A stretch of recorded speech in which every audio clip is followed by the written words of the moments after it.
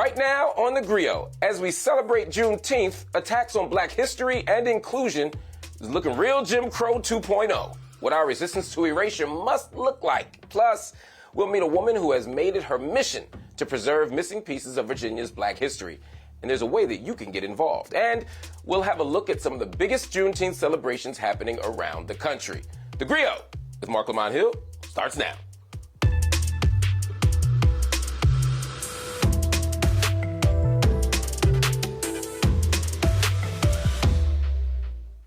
Good evening and thank you for joining me tonight on The Griot. I am your host, Marc Lamont Hill. We have a special show planned for you tonight. This hour, we are celebrating Juneteenth, from the origins of the holiday to the black culture that was brought to this country from around the diaspora. In the U.S., at least 28 states and the District of Columbia recognize Juneteenth as a public holiday. It's a paid holiday for the nearly 20 states highlighted on your screen, plus D.C. The U.S. celebrated its first federal Juneteenth last year after President Biden signed a bipartisan bill into law. This year, the White House held a celebration on the South Lawn to commemorate the nation's newest holiday. Opal Lee, who's considered the grandmother of Juneteenth, was there. She was at the forefront of the movement to make Juneteenth a federal holiday. This was her message. Make yourself a committee of one to change somebody's mind. If people can be taught to hate, they can be taught to love. Because while we celebrate a holiday dedicated to teaching and honoring America's full history, extremists across our country attempt to ban books and erase our past. And on this point, let us be very clear. Black history is American history. Black history is American history. And this Juneteenth on the Griot, we want to make sure it is told correctly. So what is Juneteenth? The first Juneteenth was celebrated on June 19th, 1865, after Union troops arrived in Galveston, Texas, letting enslaved black people know that they were free. The Emancipation Proclamation had set them free more than 2.5 years earlier, but they didn't know. One of the biggest misconceptions around Juneteenth is that the Emancipation freed all enslaved people, but it didn't. It only freed enslaved people in states controlled by the Confederacy. Enslaved people in Union-held states had no legal right to emancipation. So this is the perfect opportunity to talk about misinformation, disinformation, and all the barriers, both past and present, to the truth about us. Joining me now is Dr. Greg Carr. He is former chair of Afro-American Studies and associate professor of Africana Studies at Howard University. I'm also joined by Dr. Blair Kelley. She is award-winning author. She's a historian. She's a scholar of African-American experience, and she has a wonderful, brilliant, awesome, must-read, soon-to-be best-selling book. It's called Black Folk, The Roots of the Black Working Class. I'm about halfway through it right now, but I can tell you right now, it's awesome. Spoiler alert, we win in the end. All right, y'all. Thank you for joining me. Let's talk about Juneteenth. How do we arrive, Dr. Carr, at a moment where Juneteenth is a national holiday, a paid holiday in many states, on top of it being a federal holiday? We got Juneteenth cookbooks. I go to the department stores, I see a Juneteenth section. What's going on? Well, that's easy. Ahmaud Arbery, Breonna Taylor, and George Floyd. That's why we have a Juneteenth holiday, brother. They thought we was going to throw everything in the streets and start again in the summer of 2020. I think that's easy in terms of a paid federal holiday. But, you know, black folk been celebrating Juneteenth since 1865 and 1866. And so nothing really changes for us, except now there's some buy-in from the federal government.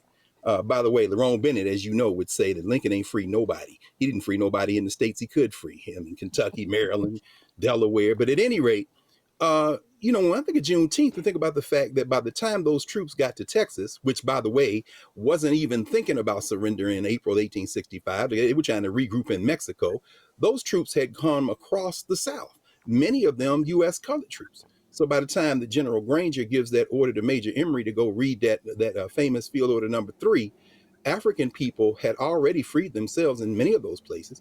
And quite frankly, Texas, many people held on to African people and extended enslavement for years past 1865. So, you know, when I think of Juneteenth, I think of the 4th of July meets Kwanzaa.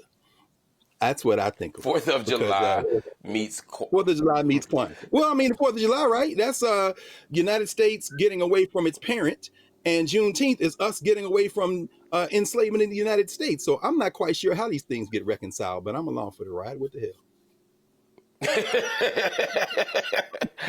I appreciate that. Dr. Kelley, help me understand this a little bit. Juneteenth is an opportunity to kind of reflect and meditate on freedom. How have Black people thought about liberation and freedom and emancipation and all these things in comparison perhaps to how the nation has? 4th of July has always been something different to us. All these holidays have meant something different to us. How do we take this holiday up? How do we think about this issue? I think it's a remembrance of where we come from. It's a moment to reconcile a history that's, becoming controversial with the truth that we know our enslaved forebears were wise about where they were in the world, were excited to make change in their freedom, to make sure it counted for something, that Juneteenth is one celebration among many that were had throughout the American South, many liberations that happened where people freed themselves and ran away all throughout the war. So there's so much to be remembered in the symbolism of a Juneteenth, which is just one expression of that. And for us now, I think the key is to really recall that they were whole people that understood what they wanted for themselves, understood their value as people, as workers. They understood what they needed in terms of their rights. And so they came into this moment not confused, but determined. And I think we have to use that same kind of determination in our moment. I like that. Dr. Carr, not limiting us to the experience of enslavement, although understanding how formative that was, understanding our full identity, our full humanity, that our history was interrupted by slavery, didn't begin there. Is there a way that Juneteenth allows us to do that, or does that do the opposite? Does it lock us into the kind of slave conversation only? No, I agree with Professor Kelley wholeheartedly. I mean, this has always been about self-determination. Always been about self-determination. Juneteenth, for African people in Texas, in places like Rochester, Minnesota, or Buffalo, New York, or Milwaukee, Wisconsin, all places I've been when they celebrate Juneteenth and have been doing it for decades, it's about self-determination. What does that mean? We were at the White House concert. My band, Tennessee State, was there. So, I was able to go see them. Miss Lee got up. This is what she said after the vice president stuff. She said, "We are the strongest nation in the United States." And some people chuckled. Did she misspeak? And I thought to myself, did she misspeak? But at any rate, this ain't a nation. It's a country full of different nations. Self-determination has always been our way. Juneteenth is part of a hemisphere-wide rituals of self-determination. It used to be January 1st. The Emancipation Proclamation was passed, and that's one of the origins of Watch Night. We prayed, we got off our knees, we got them guns, and freed ourselves. Sorry, Abe. You see May, June, July in Alabama, Mississippi. If you read Wiggins' work, Oh Freedom, based on his 2-volume dissertation on Juneteenth and rights of Freedom Day celebrations in the South, by the time they got to Texas in June, they had been spreading the news, and so they're different moments that are celebrated as quote unquote Juneteenth if you're in Alabama, if you're in Mississippi. And then finally, think of the hemisphere. It's August in most of the Caribbean. Those are the emancipation days. For Africans on the continent, it's the independence days when they came into their independence. I don't think of Juneteenth as an American holiday. I think it as a Black self-determination ritual that is part of a global practice of self-determination, something we've been trying to work out for 500 years. I'm going to ask, and this is the scariest thing to ask two brilliant professors, but I'm going to ask y'all to recommend a book or two that folk could read, or a movie that people could watch. It could be a film. What should I want us to recommend to our audience something that people could consume on Juneteenth to help them think about our people, our struggle, our liberation, our possibility, our future, our past. Give us something. I want people who are sitting at home right now with the barbecue, hopefully not eating mac and cheese, what they can think about. What y'all got? Well, I just wrote a book, so I'm going to recommend myself first. She got you. And it's a great book. No. That's that self-determination I'm talking about. That's right. Black folk, the roots of the working class. There we go. Dr. Carr, anything you think people should check out that'll help us think about liberation, freedom, etc.? Well, our brother who seems to write a book every 5 minutes wrote an excellent one during COVID, Gerald Horne. where he talks about the rogue state of Texas, the fleeing Confederates, the fact that there is a Juneteenth 1866 when the Mexicans execute Maximilian. If you read the Counter-Revolution of 1836, it puts Juneteenth in perfect perspective. So that, Professor Kelley's book, you can't go wrong while you're playing bid whist, drinking that red drink, and trying to figure out how to cut somebody in spades and doing the, because this is Kwanzaa meets the 4th of July, y'all. I'm telling y'all. I like that. I like that, y'all. Dr. Carr, Dr. Blair, I want to thank y'all for joining me. Everybody, seriously, go out and check out Black Folk, The Roots of the Working Class. And Dr. Blair Kelley will be back on the show to talk about that book. It's available everywhere books are sold, but we always encourage you to support your local black bookstore. Everybody stay right here, because up next, we talk about one of the best parts of the Juneteenth experience, the food. Ahead, we take a look at what's on the menu. But first, a registry of free black and multiracial people from the 1800s is in danger of being lost. Next, a project looking to preserve that history. But it needs your help.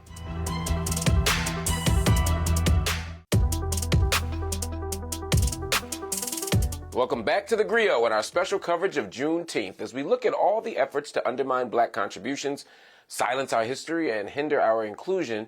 We want to recognize and honor the keepers of our story. The first African-American museum in the United States was established in Hampton, Virginia in 1868. It was called the Collage Museum, which is now at Hampton University. According to World Atlas, there are more than 109 African-American museums in the country.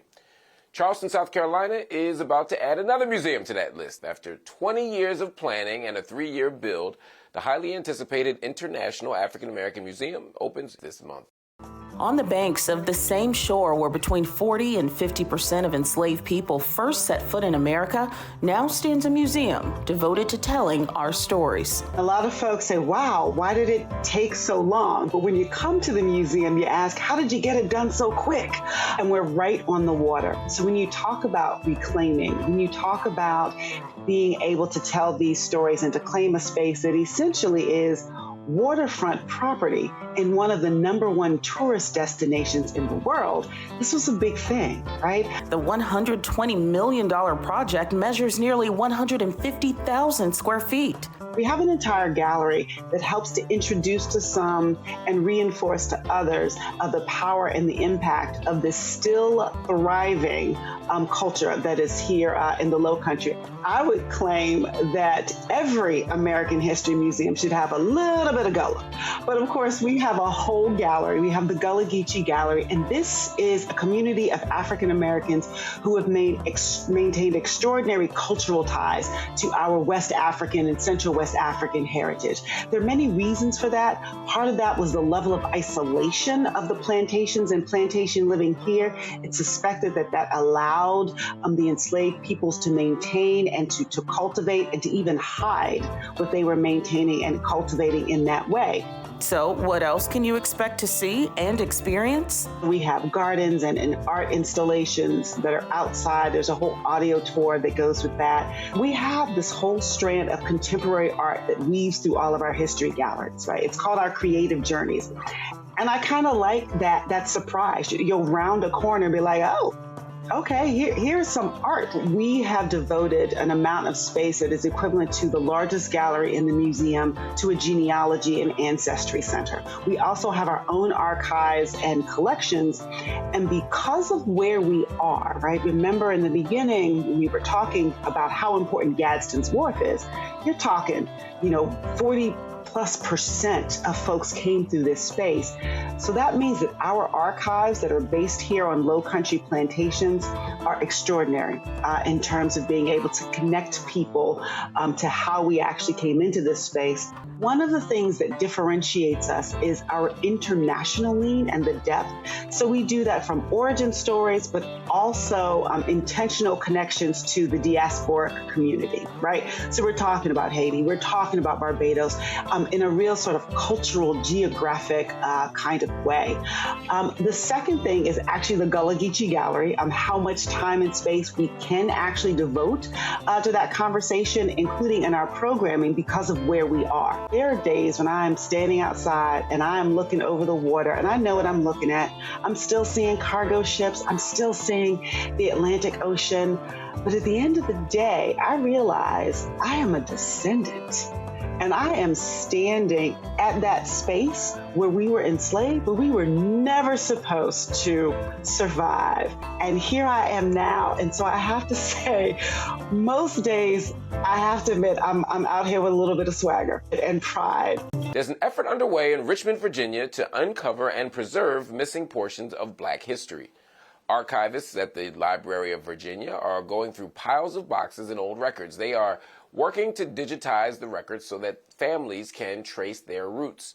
The research has been used to create a free Black registry called Virginia Untold. It's a tedious process because our next guest has to go county by county, document by document. She's pulling out keywords to help make the search easier for relatives looking to find loved ones. And she needs volunteers to help preserve these pieces of Black history. Joining me now is Nydia Nuroth. She's the project manager for Virginia Untold. Nydia, thank you so much for joining us on The Griot. Why is Virginia Untold such an important project? Break the whole thing down for us. Yeah, sure. Thanks, Mark.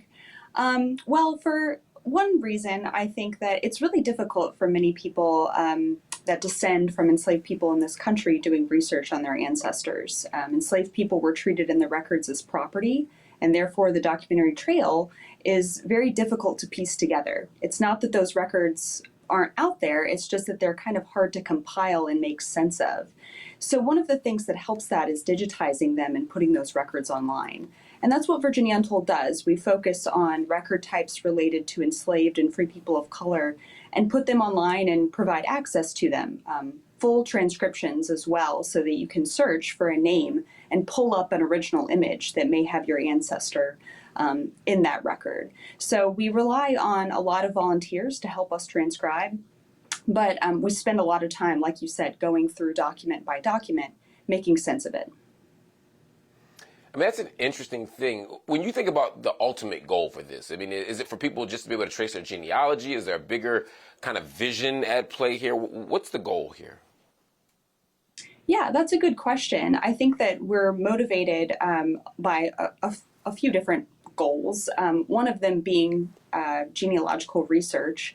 But I think also we're shedding light on sort of the restrictive nature of Virginia's laws during this time. So we do focus a lot on court records that are showing how free people of color and enslaved people had to navigate within a really complex legal system in Virginia. So, for example, Virginia law required in the late 18th and early 19th century all free people of color, people that were free during slavery, to register and then carry a registration document with them.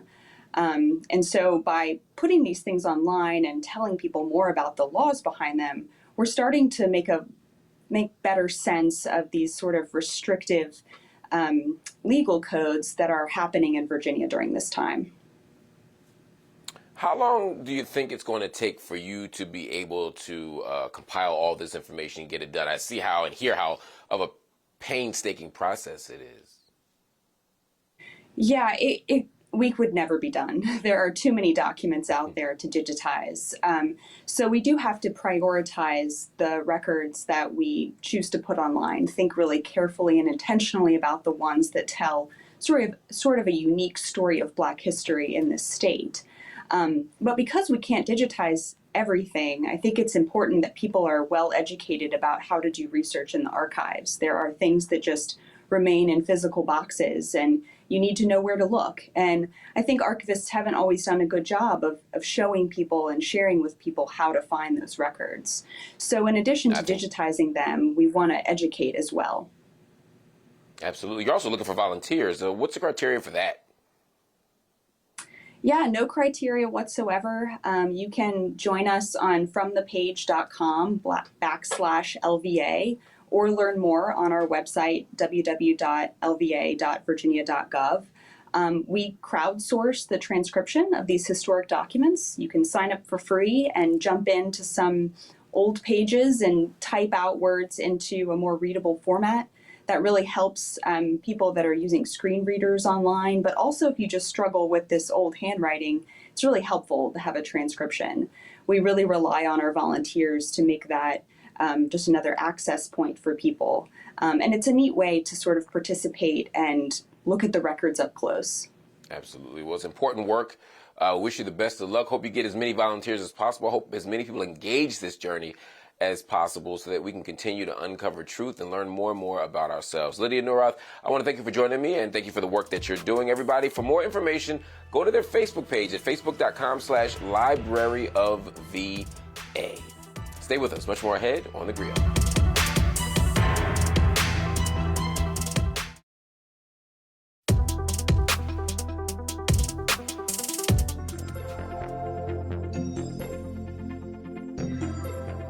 Did you know Opal Lee is known as the grandmother of Juneteenth?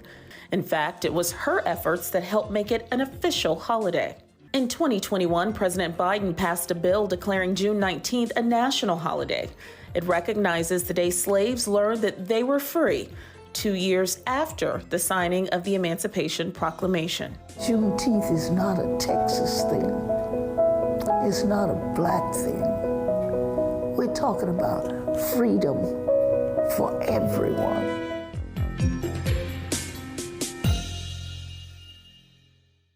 On Monday, the 19th, Ms. Opal Lee will hit the pavement again in honor of the Juneteenth holiday. She will complete her annual 2.5-mile walk in Fort Worth, Texas, to recognize the 2.5 years that it took for the news and enforcement of freedom to reach enslaved Africans in Texas. Well, all this talk about walking might have stirred up your appetite. Y'all know our people don't need no excuse for a cookout. And tables and barbecue grills are going to be all covered in red this Juneteenth in recognition of the blood that our ancestors shed before being emancipated. The food is often the star of the show. But did you know why we eat red foods during Juneteenth? The red symbolizes the blood of enslaved people. It also is about the resilience of the enslaved African who fought to survive years of oppression. So the barbecue ribs, the sauce, the red beans, the red Kool-Aid, the red velvet cake, all of it is in honor of the struggle that our ancestors endured. Then the greens and the black-eyed peas, they represent the land that was lost during our struggle. So much beauty, so much purpose in our culture. Next up on The Griot, celebrating soul food, an initiative to use black-owned restaurants to help stimulate the economy in black communities.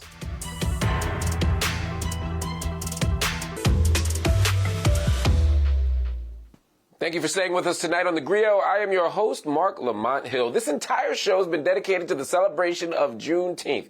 And as we reflect on our history, there's so much culture that survived the diaspora.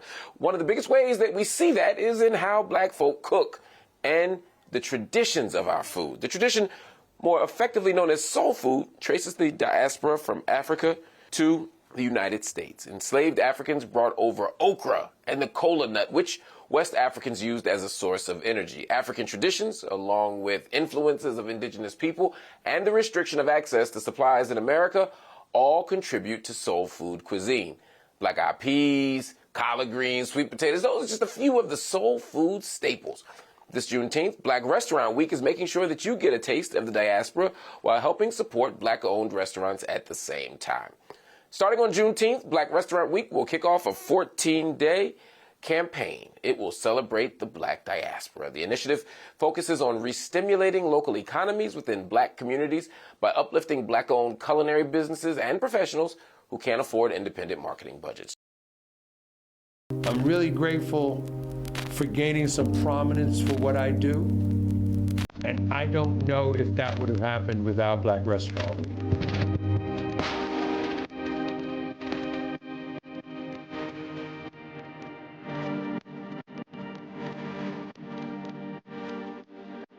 Joining me now is Warren Luckett, the founder of Black Restaurant Week, and we also have with us James and Karen Fain. They are the owners of the restaurant Fainmous in Houston, Texas. Warren, my brother, good to see you. This year's campaign for Black Restaurant Week's Juneteenth initiative, yes, sir, it's more than just a week. I like that as a campaign, more than just a week. Explain the significance of that. Well, we've got to support Black-owned restaurants all year round, not just during Juneteenth, not just in February during Black History Month, but truly all year round. And so Black Restaurant Week is dedicated to celebrating the Black culinary community with 15 amazing campaigns that take place across the country.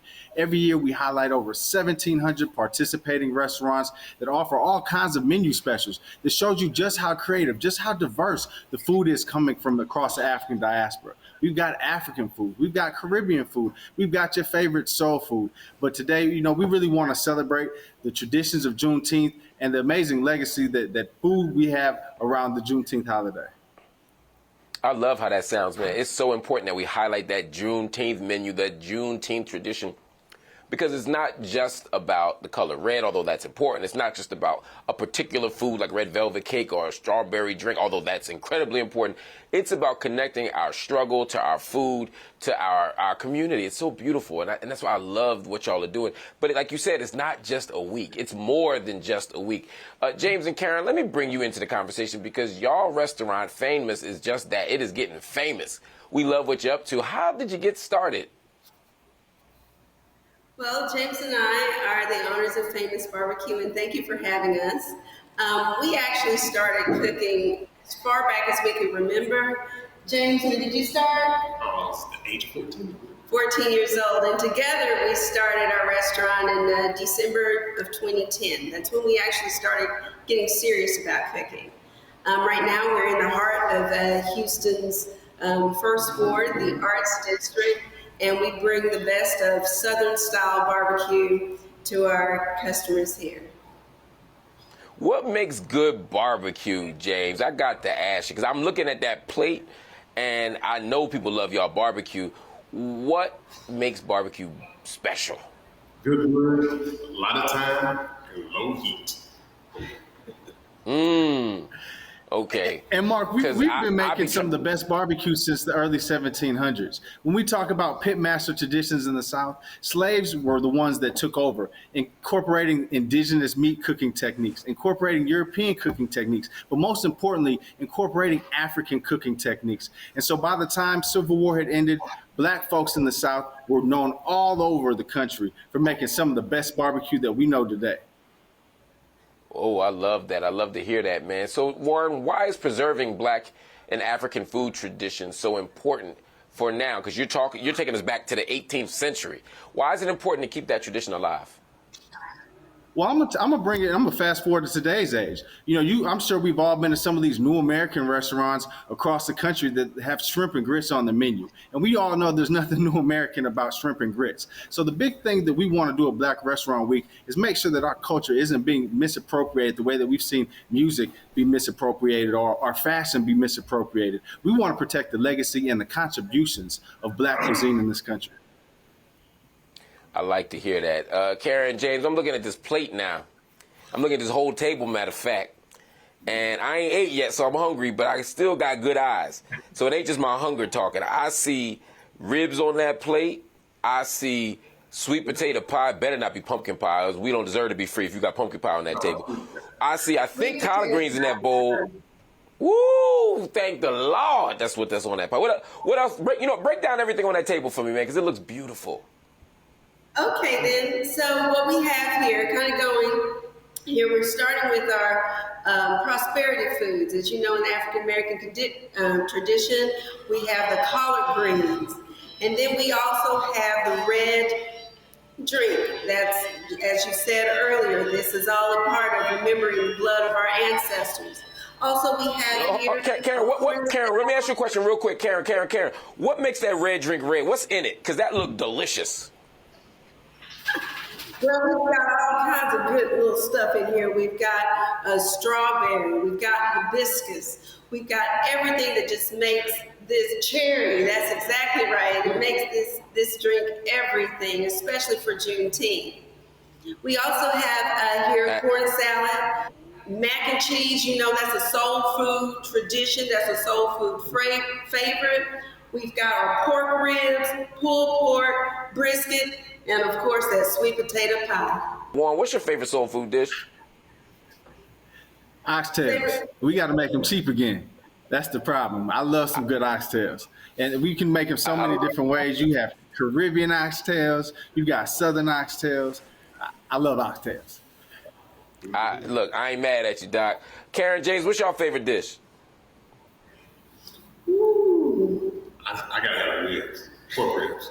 Yeah. The full spread. There you go. Okay, James got the ribs. What you got, Karen? Ooh. That's my favorite. And I make a mean sweet potato pie. I know I can't mess with y'all, but I make a mean sweet potato pie. I love it. I never get enough sweet potato pie. Warren, real quick, how can we support you?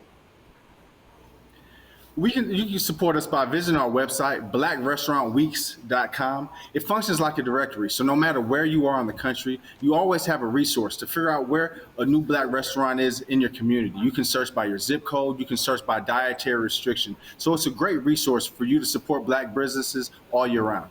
I love it. I love it. I love it. I love it. I love it. Y'all support Black businesses all year round. It's more than just a week. We're going to hold it down for this week, but then we're going to commit to supporting Black restaurants and Black businesses all year long. Warren, Karen, James, I want to thank y'all for joining me. Everybody, Black Restaurant Week's Juneteenth initiative starts on June 19th, and it runs through July 2nd. Check out the website for more information. Next up, the Blackest Question Juneteenth edition with Dr. Christina Greer. You don't want to miss it. Stay right here.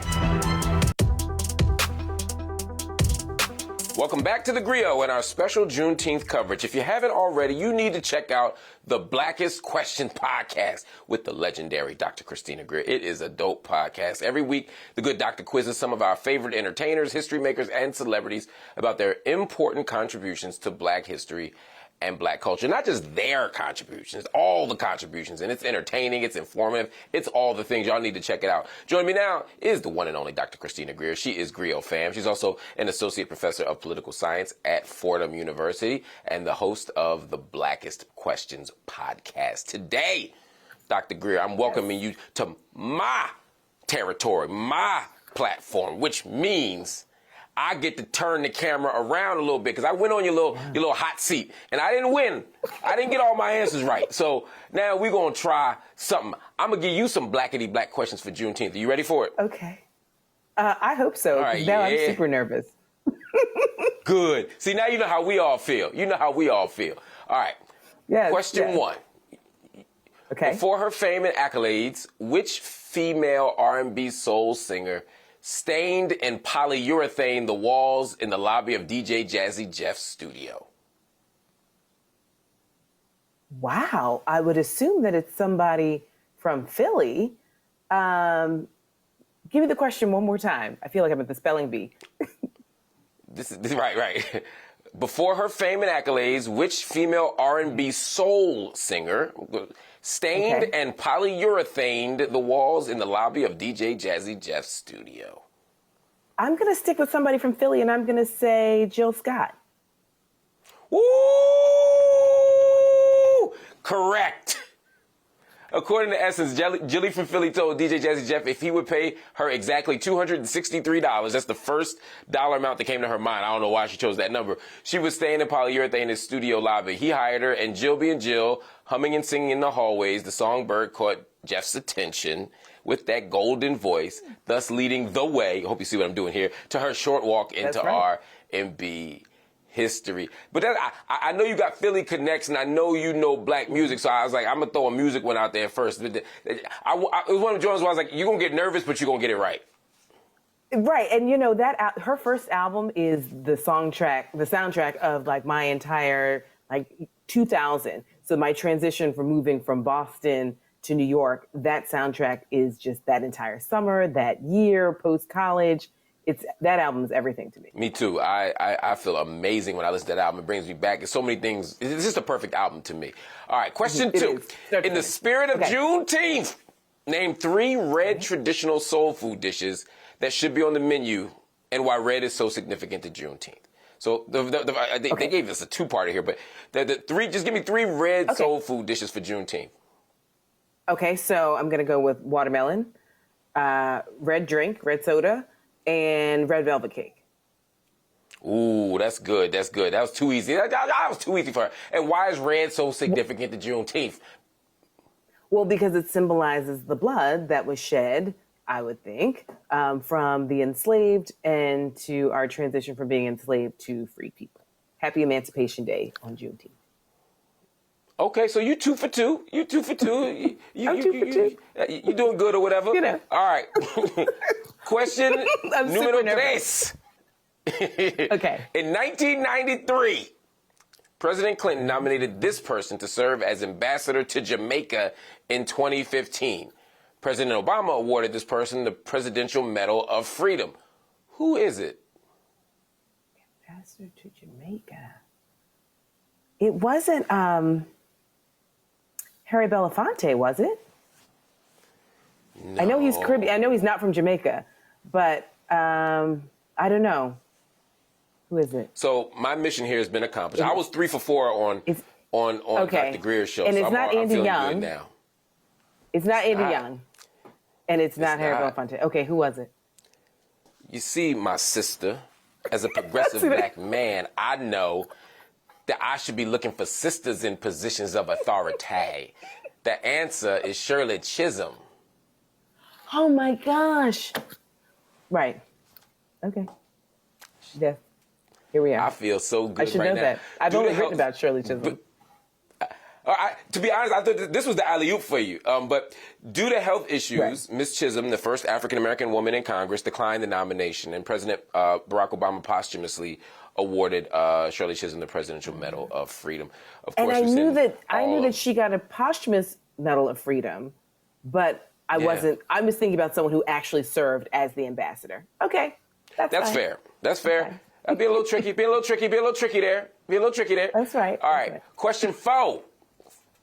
In Okay. 1787, these formerly enslaved gentlemen created the Free African Society, a group that aided emancipated widows, orphans, and the poor. Do you know who were they? And I'll even give you another clue if I'll give you another clue because there's supposed to be another clue in there, but I'll give you another clue. Yeah, I'm like, the Freedmen's Association, I have no idea. I'm not a historian, I'm a political scientist. Exactly. No, this was the one. I thought you was gonna get Chisholm and get this one wrong. So that was my little cheat. Okay. So this question isn't exactly fair. Okay. They also are responsible for a place called Mother Bethel AME Church. I don't know. Okay, no, that's fine. That's fine. This was the one that. This is the hard one. The answer is Richard Allen and Absalom Jones. Okay. So in 1787, the Free African Society was formed when black parishioners withdrew from St. George's Methodist Episcopal Church in Philly due to segregated seating, and they started the African Methodist Episcopalian Church, or the AME Church, right here in the Philadelphia. Yep. So Wow. Just to be clear, y'all, in order to stump Dr. Greer, we asked 2 questions that were very, very much trick questions. The Shirley Chisholm one, she didn't actually serve as the ambassador, and this one, I was like, let me ask a rare question without. Let me go back much to the context. crates of 1787. Yes, because I'm petty. I am petty, and I got something wrong on your show, and I've been holding it back. I've been holding on to it ever since. I appreciate the question because, as I say on the Blackest Questions all the time, Black history is American history and American history is Black history. And all of us, not just Black people, but everyone should know about Shirley Chisholm. Everyone should know about the AME Church. And so I really appreciate these questions because, I don't know everything about Black people, and I'm hoping to make it my life's mission to know as much as I possibly can and spread that knowledge to others. Okay. 2 for 2, or That's 2 out of 2 out of 4. And that's the 2 out of 4. I'm gonna say 2 and an asterisk. You really, because one of them questions wasn't fair. I'm gonna say really 2 out of 3. Look, you did great. I appreciate you playing along with me. All right, family, we have reached the end of the show. But before I let you go, as we engage this Juneteenth holiday, let us keep our minds, our spirits, our souls fixed on freedom. But it's not enough to just think about the freedom that our ancestors achieved, sometimes in 1865, sometimes a couple years later. It's not enough to think about the goals and the struggles and the visions of our ancestors. We got to think about what freedom looks like right now. We have to imagine a vision of freedom for our community that's bigger than the self.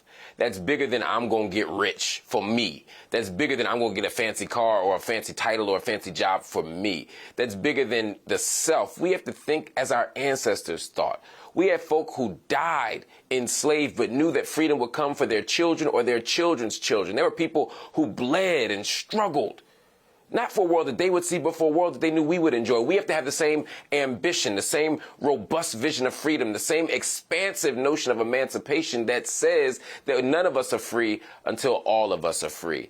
And freedom can't be measured by money, but by the amount of us who can live our dreams, our destinies, our hopes, who can exist in full humanity. That's what freedom is. That's what freedom is always going to be. And even if we can't achieve it right now, one day we will all be free if we do the work.